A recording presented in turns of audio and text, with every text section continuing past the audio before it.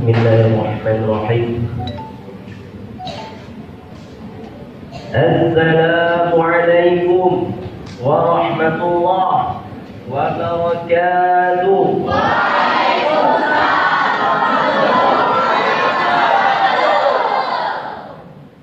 Alhamdulillahi rabbil alamin wa bihi nasta'inu ala umuri dunya waddin wa ala alihi wa sahbihi ajma'in, amma ba'd. Yang saya hormati pendiri Ponpes Ar-Rahmah, yang saya hormati pimpinan Ponpes Ar-Rahmah, yang saya hormati majelis guru yang mengajar di Ponpes Ar-Rahmah, serta santriwan dan santriwati yang saya banggakan. Yang pertama-tama dan yang paling utama dan yang harus diutamakan, marilah kita bersalawat, marilah kita panjatkan puja puji syukur atas kehadiran Allah Subhanahu wa taala. Yang berkat rahmat dan ridhonya kita dapat berkumpul di tempat yang mulia ini dalam keadaan sehat walafiat. Alhamdulillah.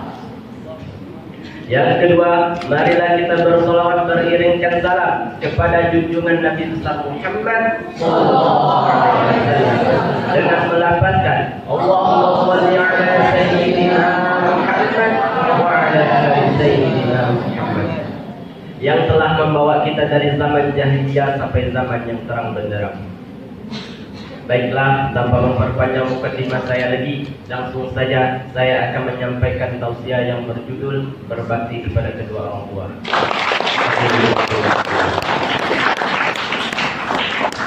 Kewajiban seseorang beriman kepada Allah dan Rasulnya ialah berbakti kepada kedua orang tuanya. Orang tua adalah yang karena mereka kita terlahir ke dunia ini. Mereka telah membesarkan kita, menjaga kita, mendidik kita dengan penuh kasih sayang sejak dalam kandungan hingga dewasa. Allah Subhanahu wa taala berfirman dalam Al-Qur'an,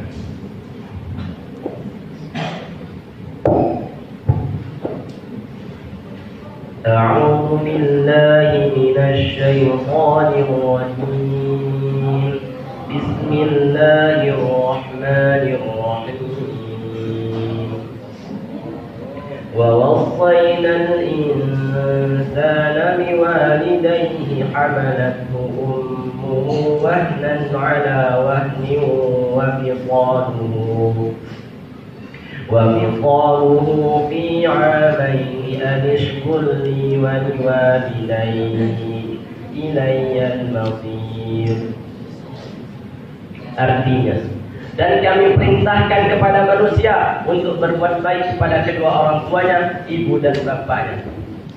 Karena ibunya yang telah mengandungnya dalam keadaan lemah yang pertama-tama lemah dan menyapinya dalam usia 2 tahun. Bersyukurlah kepadaku dan kepada kedua orang tuamu, hanya kepada akulah kembalimu. Quran Surah Luqman ayat 14. Hadirin rahimakumullah. Allah menjelaskan kepada kita alasan mengapa seorang anak wajib berbakti kepada kedua orang tuanya, karena ibunya yang telah mengandungnya selama 9 bulan dalam keadaan lemah yang pertama-tama lemah. Ketika ia hendak melahirkan, maka taruhannya adalah nyawa. Banyak seorang ibu yang meninggal dunia karena melahirkan seorang anak. Rasulullah SAW mengatakan bahwa seorang ibu yang meninggal dunia ketika melahirkan seorang anaknya, maka dinyatakan syahid dan dijamin masuk surga jika beriman kepada Allah Subhanahu wa taala. Setelah melahirkan, seorang ibu merawat bayinya dengan penuh kasih sayang, dipenuhi segala kebutuhannya, bahkan sudah disiapkan sebelum ia lahir. Sang ibu rela kurang tidur demi menjaga anaknya supaya tidak digigit nyamuk. Pendek kata, segala upaya dilakukan oleh seorang ibu untuk membesarkan anaknya. Anaknya adalah segala-galanya baginya. Ia rela mempertaruhkan nyawanya demi keselamatan anaknya. Hadirin rahimakumullah.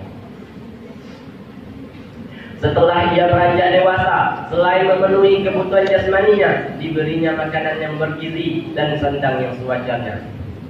diberikannya pendidikan yang terbaik, diajarinya akhlak yang terpuji, dicarikannya lembaga pendidikan yang bermutu. Semua itu orang tua kita lakukan dengan harapan supaya anaknya menjadi orang yang beriman kepada Allah dan Rasul-Rasulnya, berbakti pada kedua orang tuanya, berguna bagi nusa dan bangsa.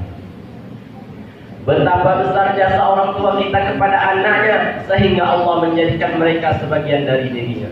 Hadirin rahimakumullah. Pada suatu hari ada seorang sahabat yang bertanya kepada Rasulullah, "Ya Rasulullah, siapakah orang yang pantas aku hormati ya Rasulullah?" Rasulullah pun menjawab, "Ibumu." "Siapa lagi ya Rasulullah?" "Ibumu." "Siapa lagi ya Rasulullah?" "Ibumu." Hingga 3 kali Rasulullah menjawab, "Ibumu." Dan setelah itu barulah ayahmu. Satu orang ibu dapat membahagiakan 10 orang anaknya, tetapi 10 orang anaknya belum tentu dapat membahagiakan 1 orang ibunya.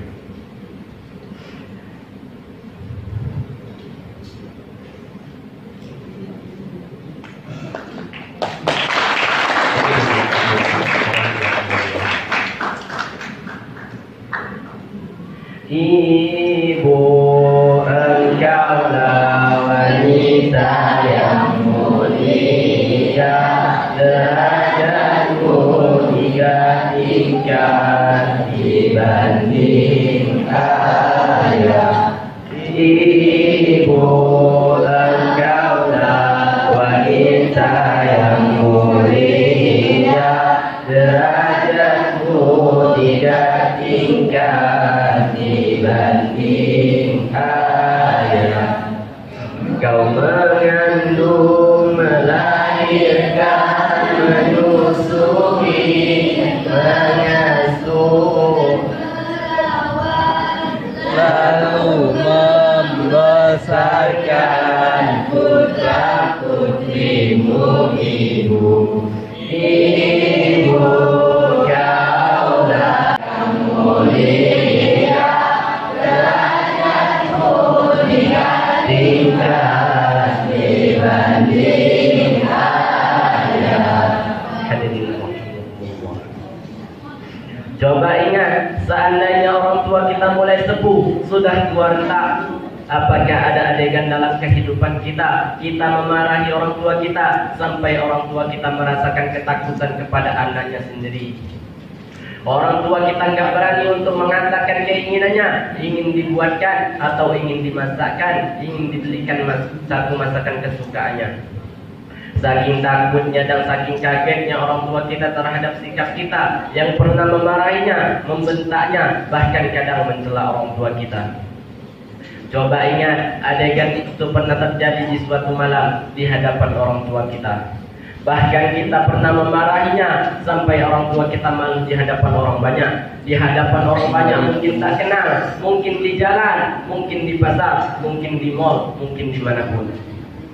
Karena kita kecewa kepada orang tua kita, lalu kita memarahinya habis-habisan di depan orang banyak.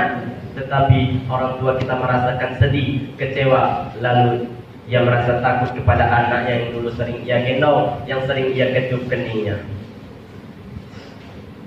Tetapi ketika anaknya ini merasa sudah mampu, sudah punya segalanya,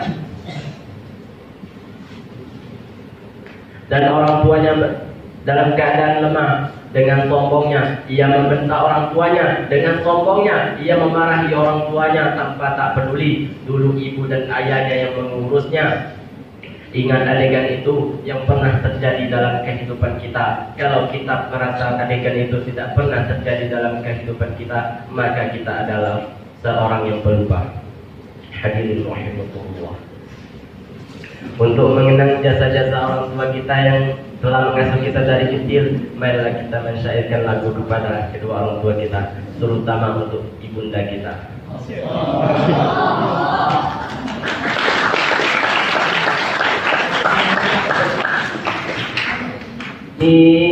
Ibuku sayang, sayangilah aku, ibu.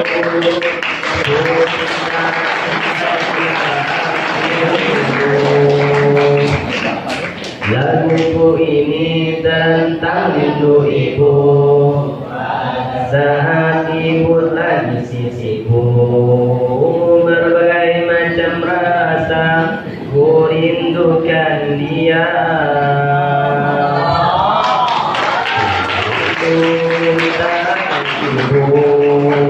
Menghapus air mataku jikalau bersedih dan merindukanmu, jikalau